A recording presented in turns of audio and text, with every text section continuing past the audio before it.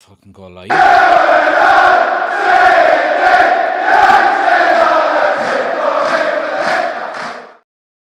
Hello and welcome to the United Community Channel. My name is Jack and this is your match reaction. Manchester United won, Chelsea won. And yeah, look, positives, negatives, let me know in the comment section below. Smash a like on the video, subscribe if you're new. We've got a full cast of characters in the live with us today. Oisin, Ben, Chris, and Desi as well. Chris, it's hard to see that mustache given the fact that the light is behind you. You know what I mean? We need to teach you some. There we go. There we go. Hold on. Not the light, it's the Let's nose. get him up there. Look at that big Ronnie there. Look at that. I'm gonna once I shave, I'm gonna donate it to Desi for his head. Yeah, well there we go. We've got hair all over the place. There's a big beard there. There's another one there. There's another one there. Yeah, mine is the best though. Anyway, Manchester United won, Chelsea won. Like I said, guys, get your comments in. We'll go down through them as always. Chris, I'll go to you first. I said it there before we came in that it had the feel of a Manchester United and Chelsea game of, maybe 15 years ago. Had a bit of edge to it, bit of end-to-end stuff. But ultimately, are you happy with the result? Are you happy with the performance? Given the fact that it's been so negative for so long, I suppose. I mean, we're playing much better. We're playing much more open, much more free, and I mean, I'm happy with that. I mean, of course, it's 1-1. I wanted us to finish a couple of chances and make it happen, but I mean, I'm glad that we actually had chances instead of playing and not having any chances. I mean, there's a run of play that we had that we didn't even get those chances on goal, or those chances to miss and everything like that. So, I mean, I guess it's better. I mean, I think we held them in check as well. I mean, other than that, I mean, I'm pretty happy. We're playing much more open, much more free. So I mean, it's much more enjoyable to watch. Is it the finished product? No, but I like this better than what it was before. Yeah, absolutely. Ben, what are your thoughts on it? Is it a point gained or 2 points dropped, would you say? With the game, it's 2 points drop, I think. We just need to learn to take our chances, don't we? Yeah. It's better than what we've seen. I agree with that, but it's just finishing again, isn't it? It's the final third we need to sort. Yeah, 100%. Oisin, do you think with with some of the negatives that have been going around recently, obviously we do know, look, again, if finishing is letting us down, but we seem to be playing with a little bit more freedom. Is that fair to say? I think it is. I think it is. The two wingers, Rashford and Garnacho, seem to have been left off the leash. Which was great in the first half. In the second half, we could have done with more defensive structure from them, but they seem to be playing a lot more in the opponent's half, which we hadn't seen a lot of previously. We just need to get our shooting boots on. We really do. We had 11 shots on target. I took a penalty to score a goal, and there's just really poor decision making again coming out of Garnacho. There was sometimes I said it in the live. Casemiro gave him a bollock, and it was well deserved. He should have got the bollock much earlier than when he got it, because he was really frustrating in the second half. Desi, what way did you see it? I think you were giving out a little bit in the live there about maybe the midfield and the spaces with Casemiro and Ugarte.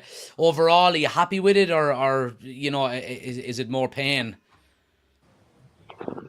I wouldn't say it's more pain. It's just frustration, really. Chelsea are not all that great. Neither are we, really. But I just think that there was times in the game where we can really put the press on, and I don't think we know what we're doing when we're pressing. It's just kind of like one man goes and then everybody else decides to follow. But for a little bit more alert and 11 men in sync with one another, they were there for the taking, Jack, I think. Yeah, it's that press that you're talking about, Desi, does that come down to training ground repetition, or is it in-game intelligence where you just have to notice that it's happening and let's go do it? Well, it'd have to come from the training ground first of all, because the 11 men together have to know when they're doing it. It's all right putting a press on, but you have to know at certain stages against certain teams when to do it. And I just think we don't know when to do it. And when I watched Ogati today, like there was a couple of times where he took things into his own hands and thought, you know what, I'm going to come out of this position and I'm going to, because he's a very good reader of the game. He's a good tackler as well. Like, and there was 2 times in the first half where he just took it into his own hands to move a little bit further up the pitch, and he cut out 2 passes, and before you know we were going at them. So I just think like a 10 yard, maybe 15 yard step forward with that CDM, the two of them, and keep them boxed in and try and win the ball back. Because when we did win the ball back, Jack, it was too deep in our own half, Yeah. and the lines are too far apart then to create any pattern to play. Like you would have seen there, even when we were playing out from the back, it's always sucking the team in, but when you're giving it back to Anana, there's no real options. Everybody's static. The thing about Anarim is he likes his players to play in the half space. Yeah. And everybody has to work really hard.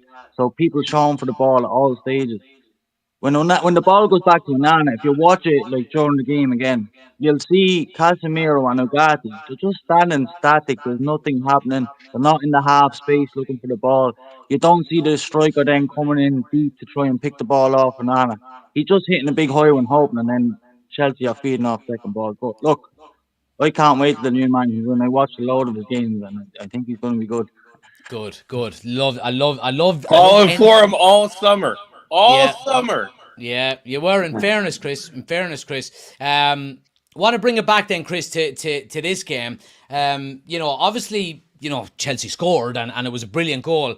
Would I be right in saying though that I think on the whole, I thought the defensive unit looked pretty solid today. I thought we could, and big shout outs to Mazraoui at left back. I thought he was absolutely unbelievable, and to get him for 15 million is an absolute snippet. But I thought we defended quite well. I think we did, but it makes you wonder why ETH put him on the right back and moved Dalot to the left back. Like he played he did great on the left side, and I mean the defense looked good. I mean we won the balls. I mean Martinez got to be a little. He's starting to look a little Christian Romero from Spurs. Like he's got to be a little bit smarter in some of the stuff he does, but. I still love it and everything like that. I like the edginess, and to go to Desi's point, defensively, I just think that unfortunately with Casemiro and the lack thereof his legs, I don't think we can afford the press because I don't think we can get back. And I think that leaves us too wide open. And like you said with Amarin, you look at the CDMs that he has playing there, they run. I mean, everybody runs. And it's and I think that's going to be the big thing. And I think right now we're getting a little bit more of that. But I mean, I think the guys are going to have a rude awakening because if you watch Sporting, the amount of time, as much as they run, guys are going to be winded. I think the defense played well. I mean, I don't think they had any.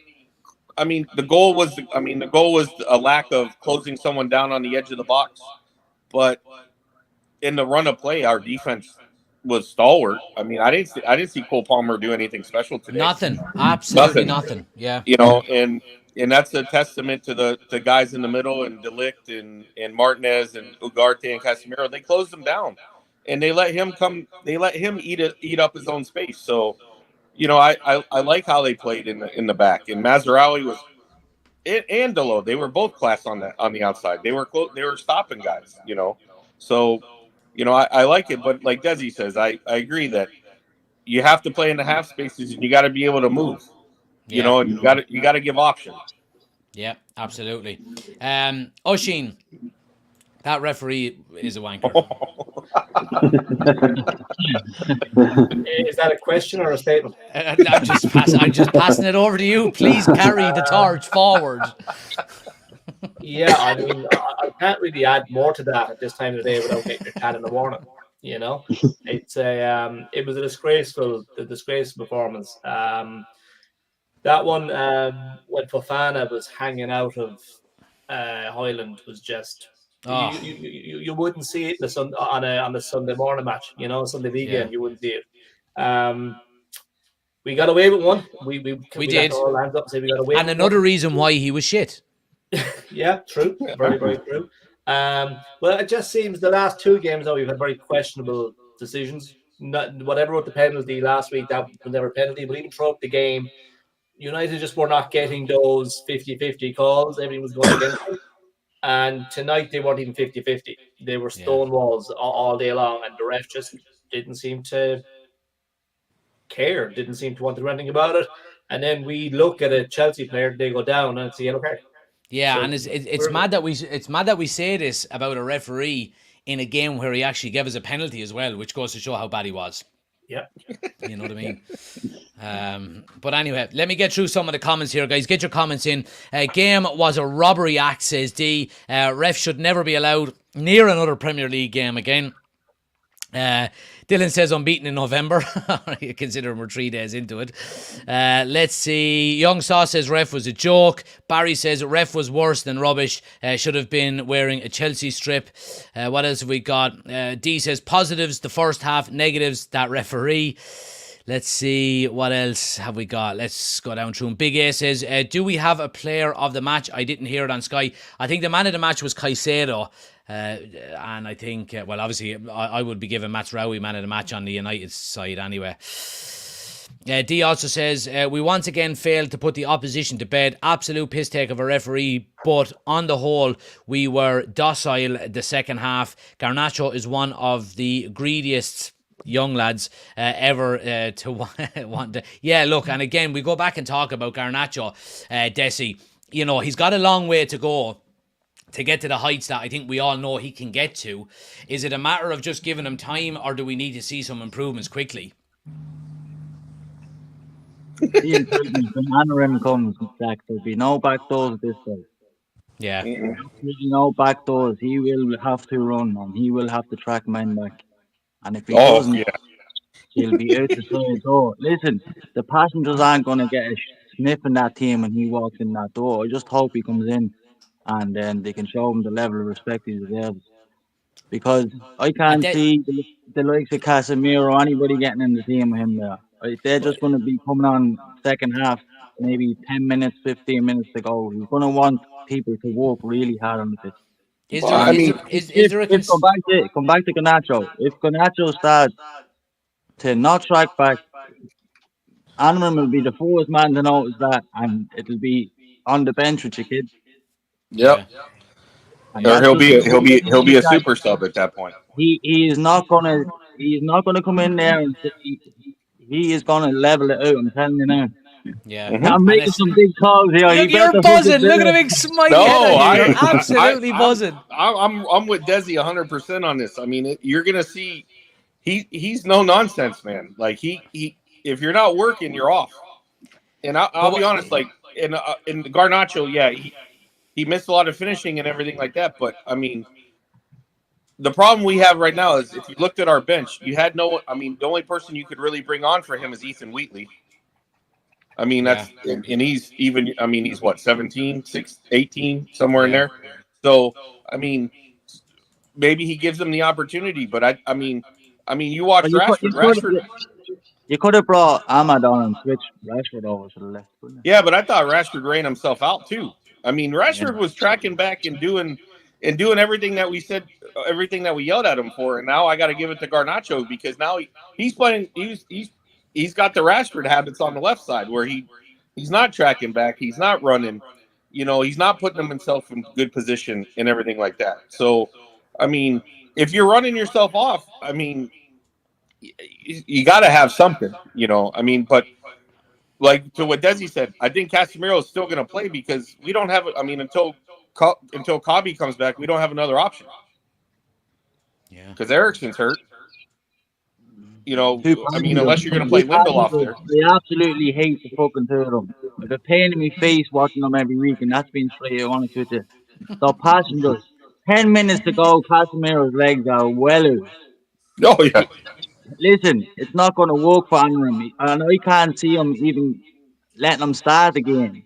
He's going to be a favourite with Ugarte. Ugarte's going to be his man in there when he comes in. Yeah, exactly. He had him at Sporting, sure, didn't he? But we don't have another midfield to play right now, Desi. We don't have another midfielder. Eriksen wasn't even on the bench. He's hurt. I mean, would you be hoping Manu was back by the end of the international break? I hope so. But it's not like I said in the chat, it's not like he offers much more pace. Does he play Bruno beside Ugarte?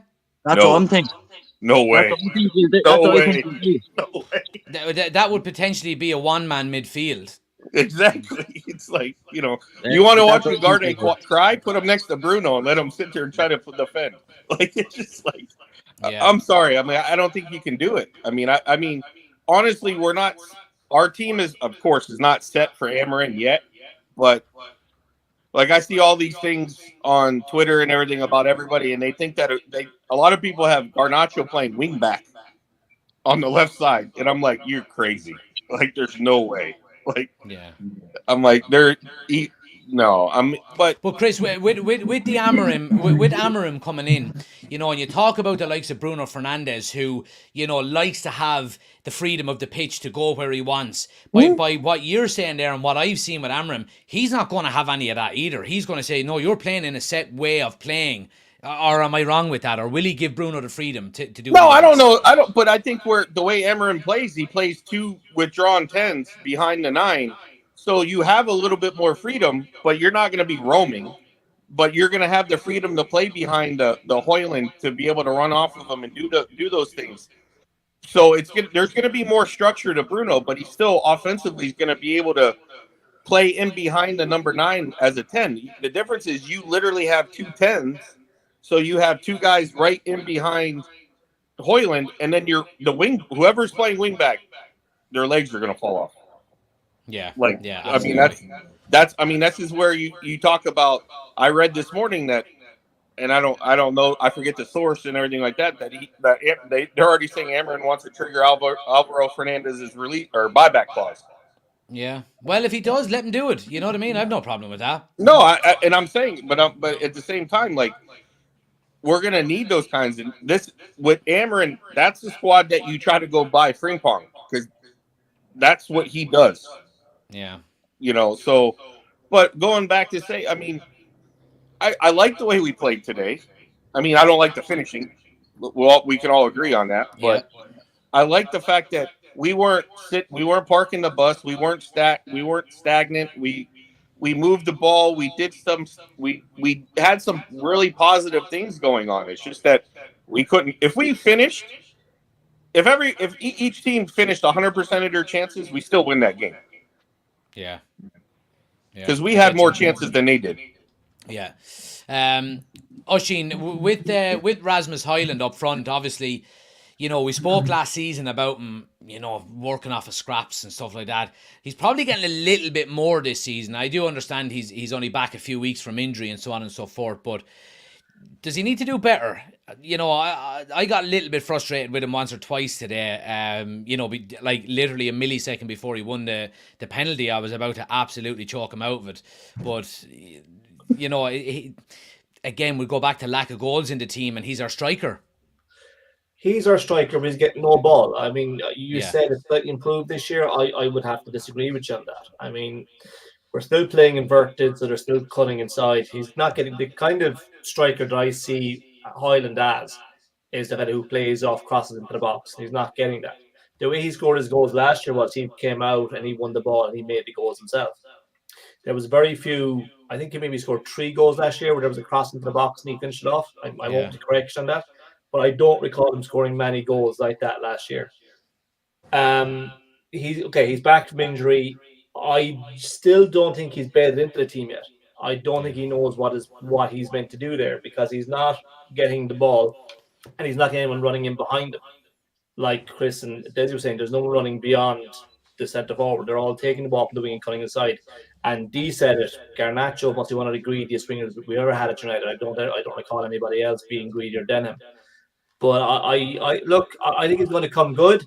Will he still be there next year when Amarin comes in? We'll see. But I think under Amarin's new system, we'll see more from him. Yeah, and he's 21 as well, I suppose. We shouldn't be overly critical of him at the moment, I think. Let me get down through some of the comments here as well. Paddy says, I thought the referee was disgraceful in his decisions today. Another thing, we've got a man getting up the park and the whole other 9 players are jogging up from our third. Yeah, that was very frustrating a few times today. I did see where, whether it was Garnacho or whoever going forward.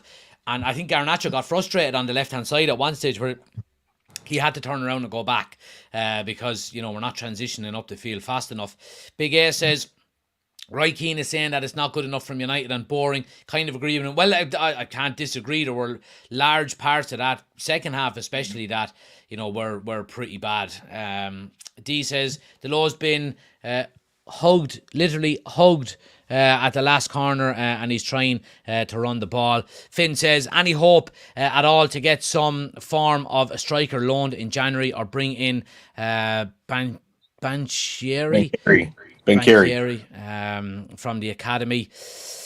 What else have we got here? Let me go through them. Rocky says, thank goodness these Twitter people weren't around during O'Shea, Brown, Fletcher, Evra, Vidic days, etc. That's a good point as well. That's a good point. Guys, look, nice quick one tonight. We'll leave it there. Look, I mean, positives and negatives as always. But look, I think it's kind of stemmed the flow of negativity a little bit. I think that's probably the main positive we can take out of the last week or so. I think if Eric Ten Hag gets this result, I think just the negativity continues to flow. You know what I mean? So I don't think it's the worst result in the world, but it's not the best either. Appreciate you stopping by as always, guys. No watch along on Thursday because obviously I'll be in Manchester, so we'll be back again next weekend. But yeah, we'll have lives throughout the week as always. All right, boys. Jack, Yes, go. Show. make sure you're watching. Me hometown got to the final. Remember I was telling you? Oh yeah. Go on, give the shout out there. Give the shout out. Draw the United against Derry on Sunday in the FAI Cup final in the Aviva. Come on, the draw. You're Bowman. Happy days. Soon, Desi is soon to start up a League of Ireland watch along channel. There we go. I've been thinking about it, pal. Don't tempt me. You should, man. I tell you one thing, because there's a space there for it. You should definitely do it. But Jack, who do you support in Ireland, Jack? You don't support anyone. Sorry? Who do you support? I support. I used to support Kilkenny City, but they don't exist anymore. So that's all the knobs in the chat. That I could have been county who wasn't my knees, is it? Yeah, I know, but it's prime example here now. We've got Desi here who loves the League of Ireland, but doesn't shout about anyone else supporting the fucking United or an English team as well because he has a brain in his bloody head. But anyway, boys, I appreciate you stopping by as always, and I'll chat to you during the week. All right? Yeah, but Catch you later. Cheers, lads. Thanks to everybody for watching as well, guys. If you haven't already done so, please do smash a like on the video. Hit that subscribe button as well if you haven't done so already. I'll be back. Today's Sunday, so we'll be back tomorrow night. We'll do a live show tomorrow night. There will be a match day vlog coming up for the Europa League game, obviously, because we don't have a watch along on Thursday because I'll be in Old Trafford. But hopefully by next weekend I will have the match day vlog edited and uploaded for you to watch. So keep an eye out for that as well. But I'll be back during the week as well, guys. Thanks for watching. Have a great evening. 1-1. Not the worst result in the world. Not the best either. But we'll take it. Good luck.